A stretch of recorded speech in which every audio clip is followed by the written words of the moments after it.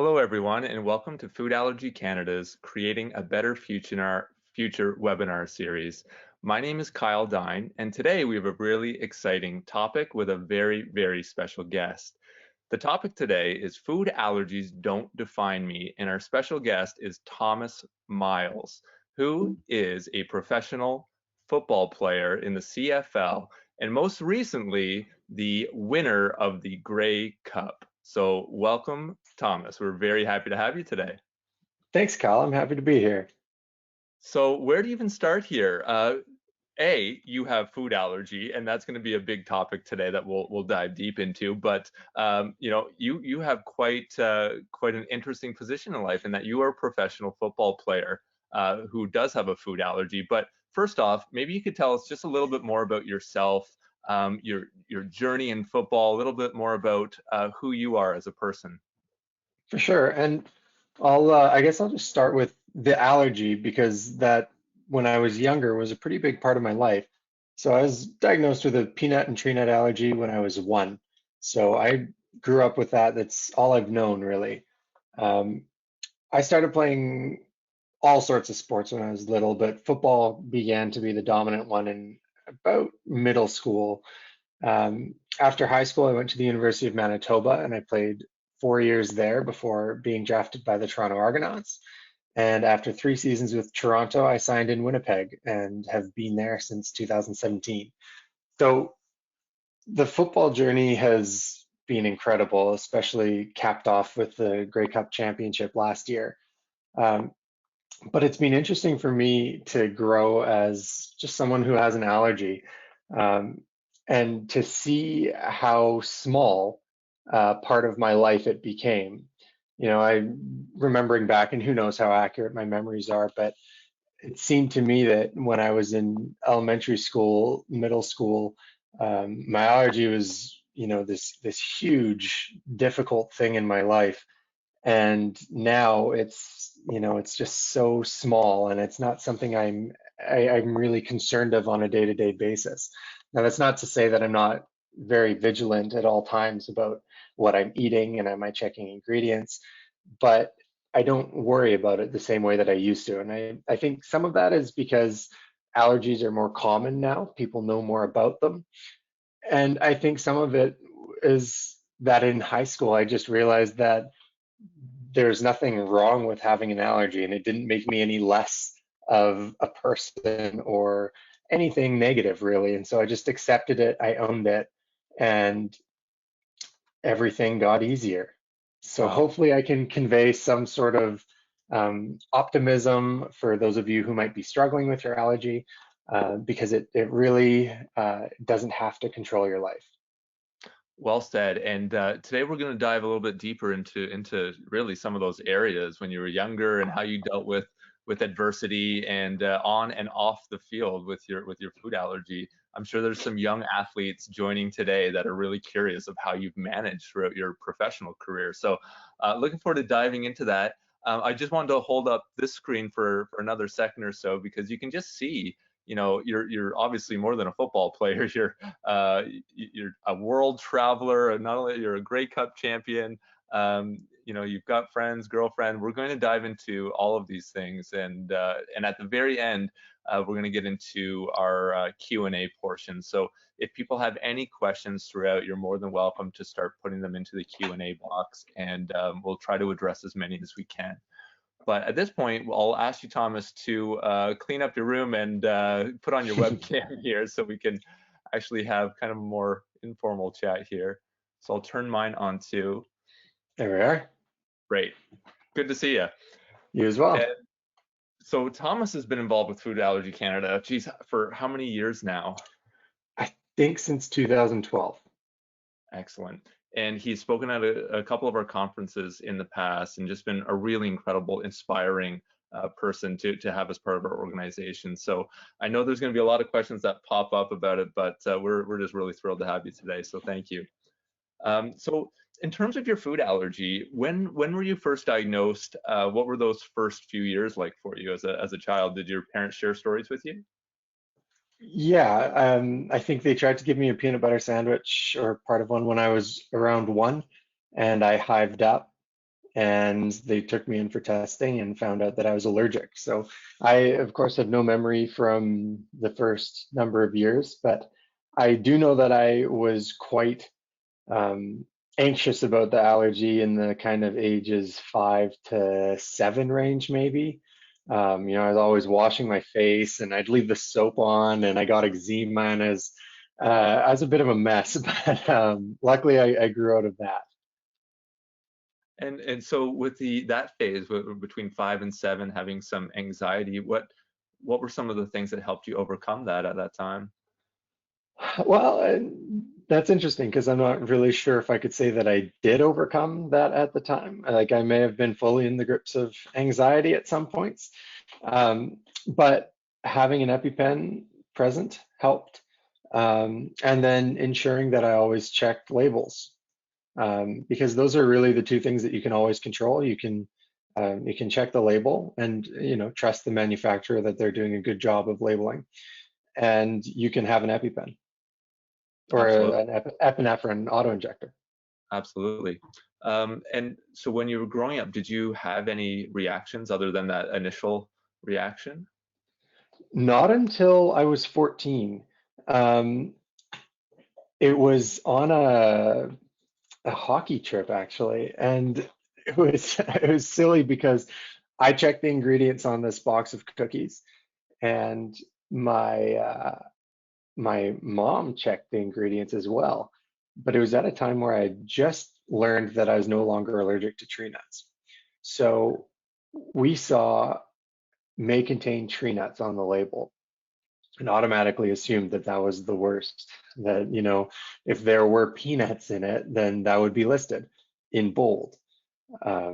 Now, as it turned out, it was listed, but in just regular font somewhere in the middle of the ingredient label.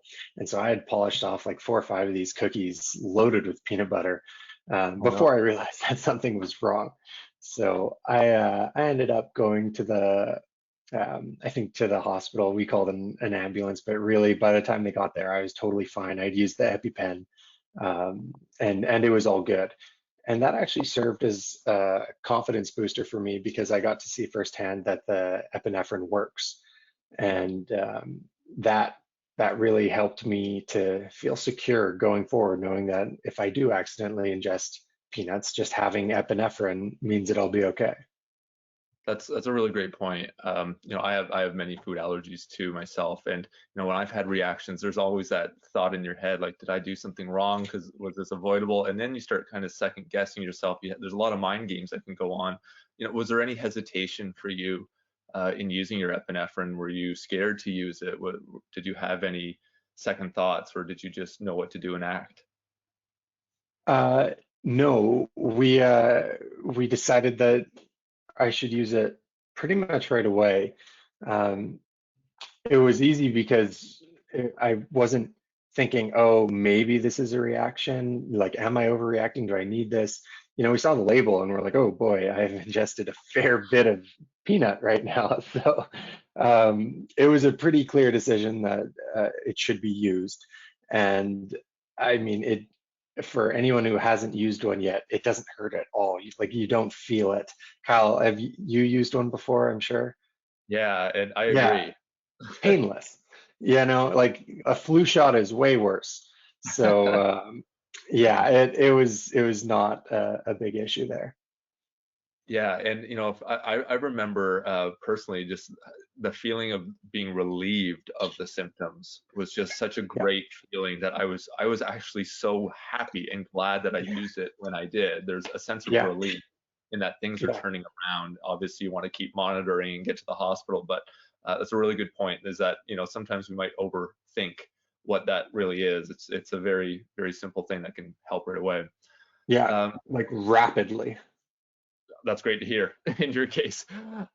So with that, after that reaction, like I often talk to young people that sometimes it takes a little bit of time to mentally recoup after a severe anaphylactic reaction. Did you bounce back right away, or did that have any kind of long-lasting effects for you? Yeah, I actually felt better moving forward. So it was like it wasn't a bounce back, it was really a bounce forward. because I knew that now I had my own proof that the epinephrine would work. So, I mean, because I faced what like my would be my worst case allergy scenario. You know, my Yeah. most severe allergy was peanuts, and I ingested 5 cookies loaded with peanut butter. Um, and I used the epinephrine and I was fine. So Yeah. that was a really big booster for me actually. And I love that. I love how you frame that because I think for a lot of people, it's that point of reference in mind that you're going to be okay when you use your epinephrine. You use it early, you use it, you get to the hospital, and things should Yeah, be okay. So that's almost I hate to say a blessing in disguise, but you're right in that you can turn a real negative into a positive just by going through it and yeah, having that experience, that practice, and using it and moving yeah. forward. Yeah, I mean, there's something to be said for facing your fears, right? And Yeah. because that was such a large part of my life when I was younger, to actually finally go through it, 14 years down the road, yeah, it was really big.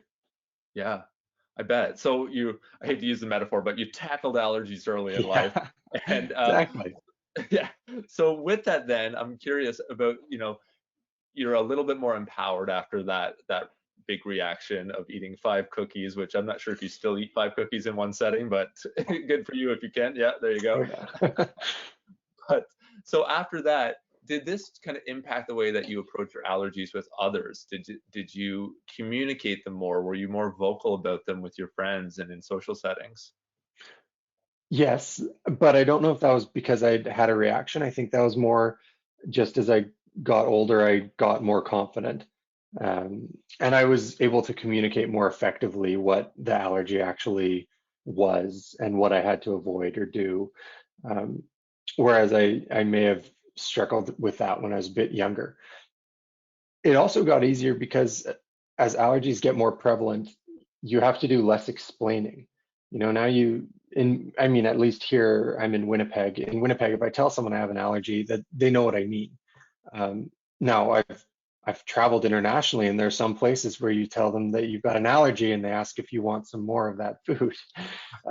So there are barriers in different areas, but at least here in Winnipeg, people are so familiar with allergies now that it's a lot easier to just say, "Oh yeah, I've got an allergy." Um, so I think as I grew up, that helped me communicate better as well. I didn't feel like it was this anomaly or a rarity. That's a healthy perspective to have. I'm older, I assume, and I grew up in the '80s where this is this is yeah more of an anomaly, and there's definitely some more power in numbers than ever before, and that can result in in more people understanding when you're at restaurants and with more products available at your local store. So there's that. Obviously we don't want numbers to rise, but there has been some easier things with it. I'd love to talk more about traveling, but I think for a lot of the people that are listening in today, they might be kind of wondering a couple steps back of how did you get so good with your allergies even before that reaction? How did you become empowered and confident with them? What were some of the key things that helped you when you were young? Recognizing that it most likely wasn't going to go away, so I should figure out a way to live with it. I think that understanding was important. Um, and I mean, I've just always carried the epinephrine, so that was always my parachute, my safety net. And but I think I just understood that this was just something I live with, and there's no sense trying to hide it or bury it or be worried about it because it's always going to be there unless, you luckily grow out of it. Um, and so that helped me move forward with it. So you really had just kind of a normalized attitude in regards to your food allergy, that it's just a part of you, it's normal, and Yeah, move forward. yeah. Good for you. That's great. Um, I'm curious in terms of I bet a lot of people are here wondering about football and how allergies kind of took in, how you carried yourself with your allergies as you got older into your football career, as you went on these travels, whether it was for trips or for pleasure. So maybe, take us forward a few more years of what did anything change with you as you started to go into new transitions in life, as you went through high school, as you went through university? Or did you have any tough situations with your food allergy as you started to broaden your horizons? Well, I got more subtle with how I carried my EpiPen as I got older. So, I transitioned from the fanny pack to carrying it in a jeans pocket or backpack or something like that, always in the same place, so I always knew where it was. I think having a routine for where you keep your epinephrine is important. Um, but aside from that, um, my friends have always known at every level of football or of hockey I played in high school. At every level, my friends are the people who sit close to me in the locker room. They know that I've got a nut allergy, and they did their part to keep the space nut free.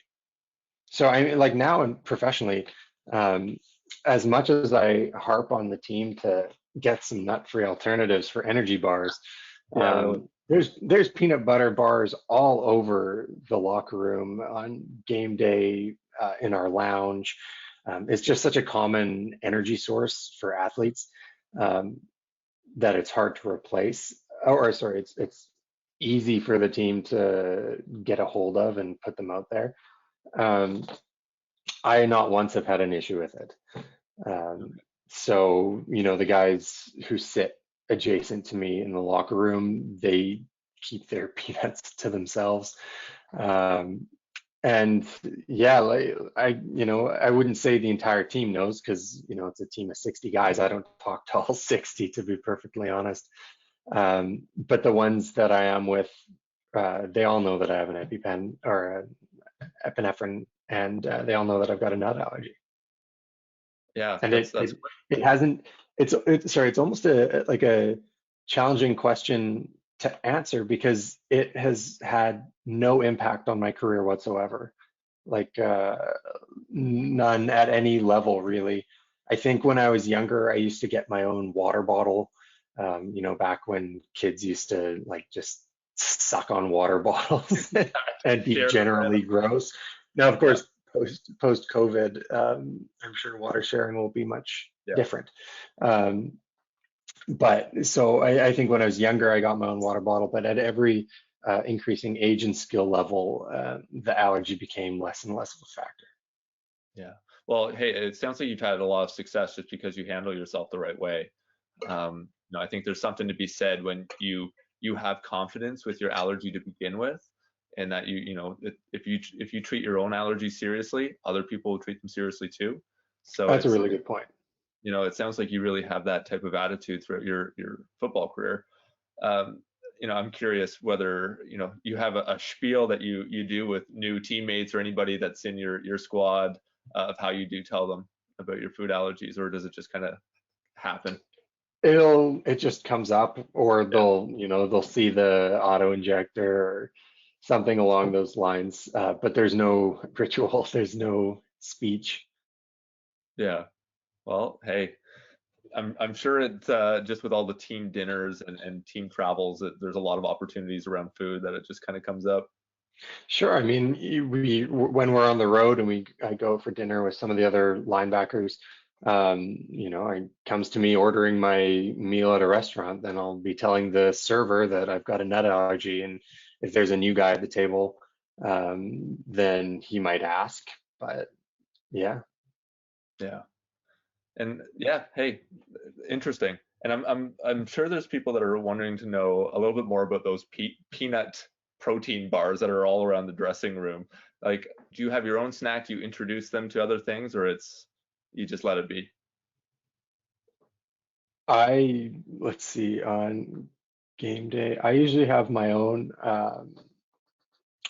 energy bars or Yeah, fruit or whatever. Um, so it's never really a yeah. concern They for don't me at they all. don't supply you anything at all. Like you just bring your own foods type thing. Yeah, I mean, like we're talking just like the energy bars that are available in the lounge. Gotcha. We're professional athletes. We're expected to Yeah, to know what nutrition we want and need. Yeah. on game day. So Yeah. what's available I can't have, but I take care of my own nutrition anyway. So Yeah, that adds a whole really interesting element in terms of professional athlete nutritional needs versus safety. And you have to kind of monitor yourself accordingly, and the people around you. That's just, yeah, a very interesting dynamic. mhm. Um, let's talk about travel a little bit. We had some amazing pictures of you all around the globe. There's one in Paris, I believe. What were these other locations? Maybe you could just talk a little bit about your adventures in relation to food allergy. For sure. So my first international travel was when I was 13. I went to the UK with my parents and my sister. No allergy issues there because I was uh, young enough that my parents were still pretty much handling all of the allergy concerns.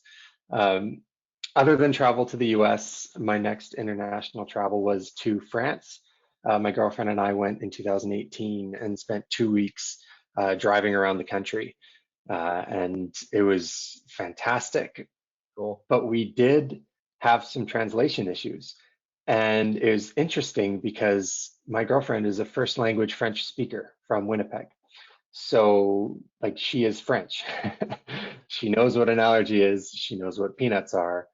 And we had difficulty communicating because they either weren't sure what we meant by allergy or they weren't sure what nut specifically we were talking about. And there's some, I guess, a bit of gray area whether you're talking about, I think cacahuete is peanut, but also I'm blanking on the other one, but it starts with A. Apparently, there are multiple words that can go for peanut. Yeah. And in some places, they just didn't even distinguish between the different nuts. So there were some challenges there. Um, Mostly it meant that I just stayed away from some of the baking, not all of it, of course, because why would you go to France if you're not going to eat some of the baking? Yeah. But I made educated choices on what was okay and what wasn't. And I definitely did pass up some pretty tasty treats at some pretty nice looking bakeries because I just wasn't sure of their allergy awareness. Yeah. But yeah, so that was 2018. Um, Sorry, did you have a question about I that was one? just gonna say, like, no, not specifically about that, but the fact that your allergies haven't slowed you down in seeing the world at all, I think is very inspiring. Okay. That you've gone to all of these places, but feel free to talk about the next trip. Well, Take yeah, us. so I upped it last year as part of I'm doing a master's of business administration at the University of Manitoba, and one of my classes was an international business class that involved a trip to Tanzania in East Africa. So my last exam in a different class was first week of April. I didn't have to be in Tanzania until mid-April, so I decided to leave early and kind of go across Europe briefly. So I had a friend who's doing law school in London. I spent a few days with him. Then he and I coincidentally on separate flights flew to Vienna on the same day. He was meeting family. I had just decided I wanted to go to Vienna. Cool. And so we wound up in Vienna. I was there for 3 days. I went to see one of my favorite operas, Turandot, at the Vienna State Opera House, which was amazing. And then from there, I met up with a classmate who's from Istanbul, in Istanbul. So I spent 5 days in Turkey, 3 on my own, and then 2 with my friend and his parents. So I got to see the touristy side of Istanbul, which is the western side, the kind of old town. That's where the Blue Mosque and the Hagia Sophia and all the big monuments are. And then I spent 2 days living with a family who's from Istanbul.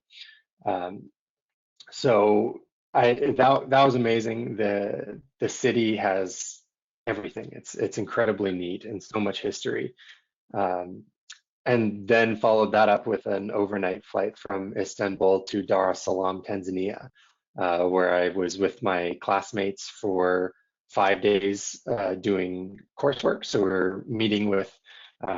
met with the Tanzanian Bank and Tanzanian Investment Center and um, some other fixtures in Tanzania, learning about business. And then we were cut loose after 5 or 6 days and we went on a safari. and so we were through the Serengeti during the migration, which was incredible. And then we finished it off with a few days on the island of Zanzibar. So that was quite the trip. Unbelievable. And I think we could unpack all of that and talk about it in a whole other episode just about travel. But to wrap it up, what would be your top one, two, three travel tips for traveling with a food allergy after airplanes, languages, living with a Mhm. family in a different country? Are there any key takeaways you got out of that trip? Yeah, the most important thing for me that I had were allergy translation cards, which and I swear I'm not just doing this to prop up Kyle, but Kyle actually has his own translation card business here. But I used translation cards that said multiple sentences. I am very allergic to this, like peanuts. Like you can go online and you can customize your what you want your translation cards to say, but basically you can hand it to someone who doesn't speak your language and they can read that you have a serious allergy to X. And it cleared up a lot of confusion on multiple occasions. Actually, when I was in Istanbul, I was staying in an Airbnb, and my host just invited me for brunch with his family on my last day. And they didn't speak a lot of English, and I think he thought that I wanted some peanuts. And so I was like, just wait a second here. And I got out my translation card and I handed it to him. And he's like, oh, no, no, it's fine. You're good. No peanuts. It's fine. And then I used it in Vienna as well I had a German translation. And then I also had a Swahili translation for Tanzania. Wow. And so those were super handy. Um, I traveled with, I think, three EpiPens, I think two current ones, and then that was a few months expired. And then the last one was I packed some nut-free snacks, like non-perishables. I think they were energy bars Okay. that were peanut-free because I figured that when I was out in the middle of the Serengeti, I probably didn't want to be eating food that I wasn't entirely sure about because hospitals aren't exactly, a phone call away. So, or like a 2 minute drive away. So I packed my own snacks. I skipped a couple meals. Not a big deal. That's the thing. I mean, worst case scenario, you go somewhere and you realize that there's nothing you can eat safely. You just don't need it, and you skip a meal. And as a professional athlete, I can tell you it doesn't really affect me. So Well, the fact that you're not letting your allergies be the barrier from travel, and that sometimes there might be a sacrifice or two, but to bring your own snacks with you is a great idea. Doing your research, having translations, all of this is helping you set yourself up for success. So, oh, you gave me the travel bug all of a sudden yeah. talking about it, but Well, but where are you right now? I'm overseas myself. I'm in the tiny Yeah, country of Slovenia, so yeah, very I'm cool. part of the bug right now. Um, but there's after you mentioned the comment about getting to travel and going to Paris with your girlfriend, I think it planted a couple seeds in people's minds of some questions regarding dating. So maybe just generally, have you had what's your strategy in telling a partner about your food allergy? Did it go over well? What kind of advice would you give to younger kids that are just starting to date and how to convey effectively? Yeah, no issues at all. If someone cares about you or is interested in you, um, then they're going to want to know that you've got an allergy, because that's an important piece, especially if you're going to be going out somewhere to eat, or sharing meals or anything like that. Um, it's important, and no one that I've ever told has reacted negatively to that. If anything, people are often interested to learn more about it and to hear what sorts of things I do to manage it. So my advice would never hesitate to tell someone that you like, that you've got an allergy. That's great to hear. You've only had positive responses. Does your girlfriend does she do anything that helps you? Does she go above and beyond that and provides support? She's got your back, anything like that? She checks labels. I mean, she does Yeah, she does her bit. Yeah. awesome. Yeah, That's great. she'll only eat peanuts when I'm out of town, traveling for football. So yeah, Fantastic. There was a question that came in specific to epinephrine, and I think you mentioned this at the start that you have some routines that you have in terms of remembering your auto injector. So maybe you could just tell us a little bit more. How do you make sure you remember it? Because as for young people that are on the go in normal circumstances, this can be tough when you're throwing it in your backpack and then you're changing into your sport clothes and all over. What right. tips do you have for making sure you always have it with you? There are certain pockets in different articles of clothing that will just always have my EpiPen in them, and I don't put it in any other pocket in that bag or jacket or whatever. It always goes in the same one. And then winter jacket. It always goes in my breast pocket. And before I leave the house, every time, because I'm forgetful, football player, whatever, I pat my thigh for my phone, my other one for my wallet, and then here to make sure I've got my EpiPen, and that way I know I'm good to go. Um, Otherwise, like I think in high school, I always had it in the exact same pocket of my backpack, and that I just knew like it was going to be on me at all times because I carried my backpack everywhere. And my friends knew as well. My close friends knew that it was always going to be in the front zippered pocket. If I somehow couldn't make it to my EpiPen myself. So yeah, I think consistency is just big, and everyone's going to have their own routine that's going to be most comfortable for them. So you just have to find what works for you and stick to it. Yeah, and you mentioned before about the fanny pack. I just hope they come back in style someday because that was so convenient. They're Right there so in front of me. convenient. I had a neon green one back in the day that was so cool then. I'm Yeah, just waiting for that to come back around. yeah. And when you're in the locker room when you're playing on the field, where do you keep it? Do you tell kind of some people where you have it stored? Our trainers carry EpiPens. So if I somehow had a reaction on the field, which between the gloves and the helmet, if I somehow ate something out there, because like I don't eat during the game. If anything, uh, I might have a bite or something at halftime, but at which point my EpiPen's in my locker. But the trainers carry them, so if anything happened out there, I'd be in their hands. Uh-huh. It's great that they're aware they've got your back, Yeah. and I think that Well, kind of highlights. I'm pretty sure there are multiple nut allergies on the team actually, Oh wow, interesting. and Um, I think there's, yeah, there are, I know there are multiple guys with like dietary restrictions. So yeah, I'm sure. And I think for the rest of us that don't have a trainer attached to our team or our gym workout or anything, it's probably a good tip just to remind your coach. Probably not in yeah, your case. I don't know if your coach knows. He's probably got a lot of fish to fry. my But coach has other things to worry about. sure he does. But for other athletics, yeah, letting the other people around you know. There's been some questions come in, and this is really interesting for you because here you are, obviously a strong linebacker football player, where I think a lot of people would assume that bullying might not be an issue that has maybe affected you being a football player. But maybe you could speak a little bit more to that. Have you ever had not only just bullying, but any like unwanted attention about your food allergy, maybe teasing, anything like that in the past, and how did you address it?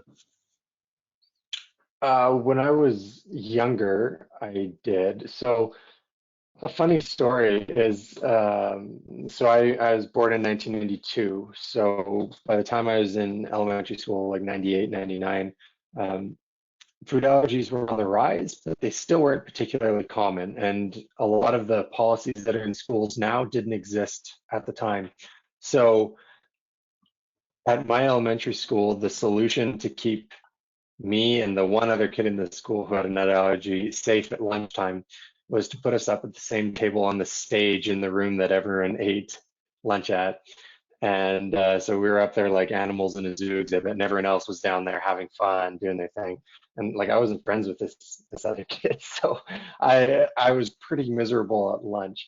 Um, I don't remember ever being bullied specifically about my allergy. Like I remember friends being um, careless or insensitive, or not so much insensitive, but like almost reckless about it at times in high school. There was never bullying. I mean, bullying is systematic, it's repeated. I never had that. Um, I think I was tormented by one kid when I was in elementary school, but it wasn't about my allergy. Um, because I wasn't always, big and strong. So, but no, I don't really have specific allergy related bullying experience.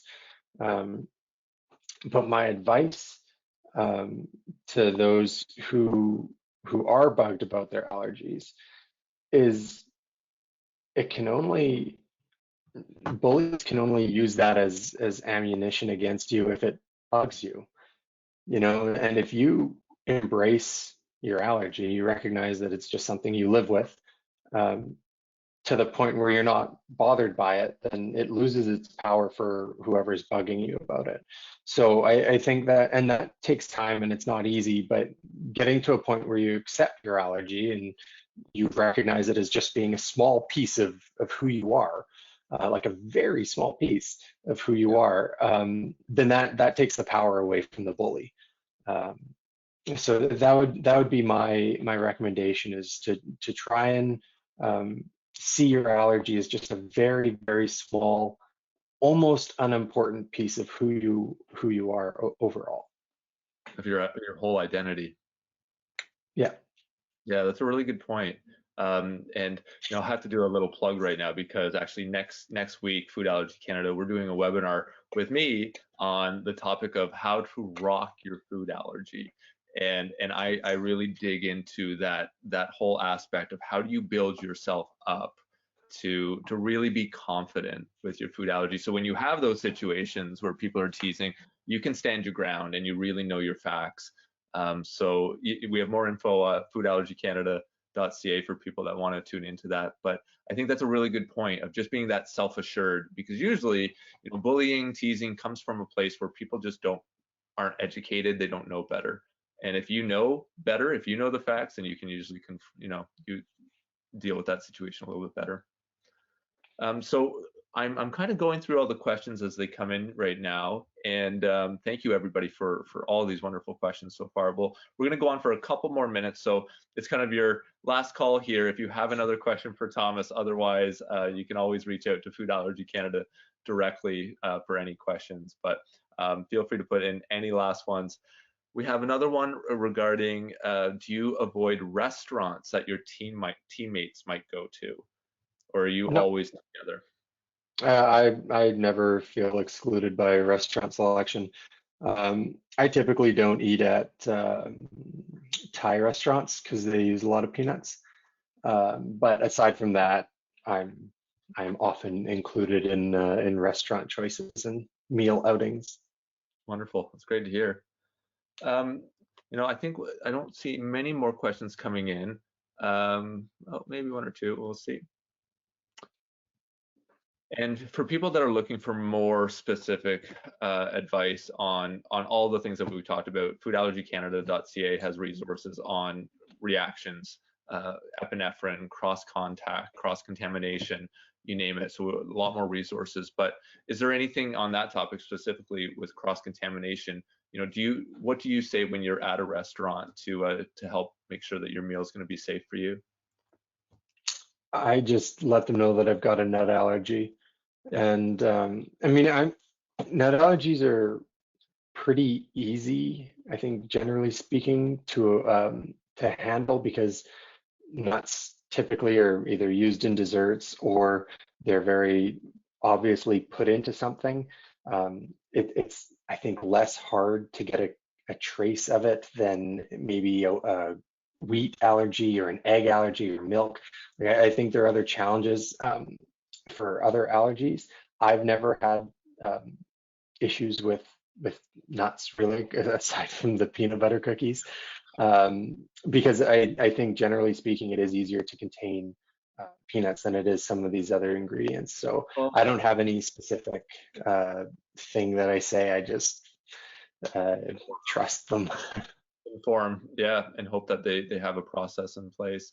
Yeah, it's true. Because Kyle, I you've got multiple allergies, right? I do, and egg allergy, is one for me that it's just in a lot of different things to begin Yeah. with. So you're kind of you're have a wider range of foods that you're aware of, but whether it's tree nut, peanut, whatever your allergen is, it only takes that one time where it's hidden in something that you wouldn't suspect. And for me, Yeah. I had uh, it was called milk tea when I was in China that I ordered that the whole bottom of it was covered in sliced almonds. And for Oh, me, it just goes to show that it just takes the one thing. You can never make yeah. assumptions, Yeah. no matter what the allergen. Um, No. I think we can probably get one or two more questions here. Excellent. I love these questions that are coming in. So we'll do one more, and then we'll have a kind of a general wrap-up question with some general advice you can give for kids. So can you give us an example of what you would say when someone offers you something to eat that probably is not safe? So this is probably something that might happen at schoolyards, after Yeah. sport practices for kids. So what would you say in that type of situation? I just say, oh, sorry, I've got a nut allergy, so I just don't eat other people's baking as delicious as it looks. And thank you for the offer. I just, don't feel safe. And then their response is generally like, "Oh, yeah, I didn't know that you It's had like, a nut allergy." oh, oh, yeah, We'll keep that's, pushing oh, food, sorry, I right? understand. Yeah, they Yeah. they very rarely push. Sometimes they'll be like, oh no, there are no nuts, and I just stick to it. I just say, oh, I appreciate it, but I just not gonna. So yeah, I think it's totally okay to say. I mean, it might be harder to say no to someone's grandma who's giving you their their cooking, but I think generally speaking, it's super easy and okay to say, oh, actually, I just don't feel comfortable eating that, and 9 times out of 10, people understand. Great to hear, and I can vouch for that too. So I think we'll wrap it up with one final question. And again, if you do have any more questions, feel free to follow up with us directly at Food Allergy Canada. And we have a record of these. We'll try to get back to as many of you as possible, but we do appreciate you joining today. I think, a lot of people came today because they saw here's a professional athlete, a football player, Grey Cup champ. Congrats, by the way. That's awesome.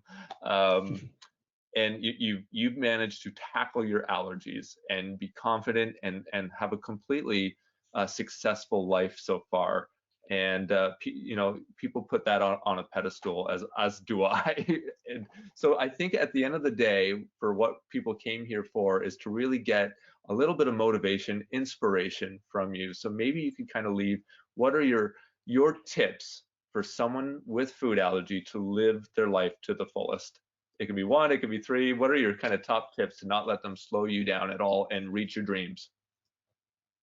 I would say number one, and really the only one, is own it. It's a part of you. It's a small part, and it doesn't define your life at all. So figure out what you need to do to manage it, so you can eat the foods that you want to eat, and you can go the places that you want to go, which involves doing some homework and some preparation. But I mean, you have to do that stuff for other things anyway. So it's really no significant hurdle to do a little bit extra research or preparation to manage your allergies, whether you want to travel, whether you want to do anything really. Your allergy is not going to get in the way unless you let it, really. So my advice is own it, accept it, and then figure out what you need to do to manage it best so that you can do everything that you want to do. Which is really control it, Yeah, you know? So there's our three takeaways, folks. Own it, accept it, control it. there we go. Thanks for putting it that way. But and I think when you have all those threes in tandem, at that point, your confidence is there.